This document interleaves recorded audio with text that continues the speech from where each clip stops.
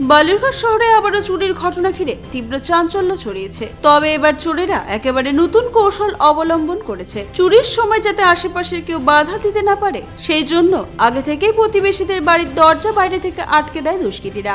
এরপর ফাঁকা বাড়ির সুযোগ নিয়ে গভীর রাতে দরজার তালা ভেঙে ভেতরে ঢুকে পড়ে চোরের দল। বাড়ির ভিতরে ঢুকতেই তাণ্ডব চালানো হয়। সুমিত রায়ের বাড়ির আলমারি ভেঙে প্রায় 12,000 টাকা নগদ, 3 ভরি সোনার গয়না ও রূপোর 2টি মূর্তি লুট করে পালায় তারা। সকালে ঘুম থেকে উঠে প্রতিবেশীরা বাইরে বেরোতে না পেরে বিষয়টি আঁচ করেন। পরে অন্য বাড়ির লোক এসে গেট খুলে দিলে পাশের বাড়ির চুরির ঘটনা প্রকাশ্যে আসে। শনিবার ঘটনাটি ঘটেছে বালুরঘাট শহরের 9 নম্বর ওয়ার্ডের পদ্মপুকুর এলাকায়। পরে বাড়ির মালিক বালুরঘাট থানায় লিখিত অভিযোগ দায়ের করেন। ঘটনা তদন্তে নেমেছে পুলিশ। তবে শহরে একের পর এক চুরির ঘটনা ঘটলেও অধিকাংশ ক্ষেত্রেই এখনো দুষ্কৃতীদের ধরা যায়নি। ফলে বালুরঘাট শহরের নিরাপত্তা ব্যবস্থা নিয়ে প্রশ্ন উঠতে শুরু করেছে এবং আতঙ্কে দিন কাটাচ্ছেন শহরবাসী।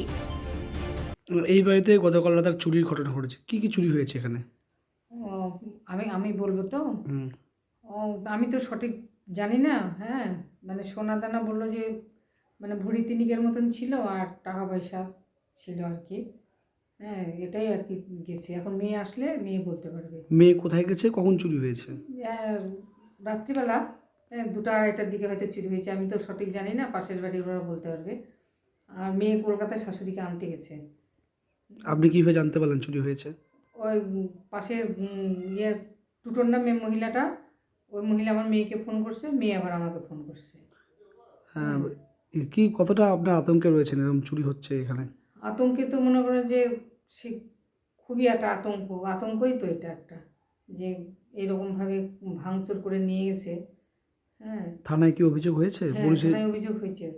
পুলিশ এসেছিল? হ্যাঁ, পুলিশ আসছিল, টাউনবাবু আসছিল, সব দেখে টেকে গেছে।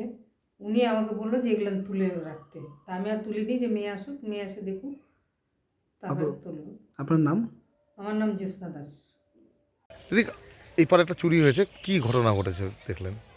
কি ঘটনা ঘটেছে? সকালে উঠে 5টার দিকে দেখি আমাদের বাড়ির গেট লাগানো, তারপরে এই বাড়ির গেট লাগানো, তারপরে তো বাইরে গাড়ি আছে, ভাবলাম চুরি হয়েছে আমাদের।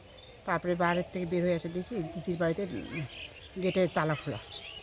তারপরে আবার দিদিকে ফোন করলাম, আমার মাকে ফোন করে তারপরে আসে দেখি বাড়িতে কিছু নেই।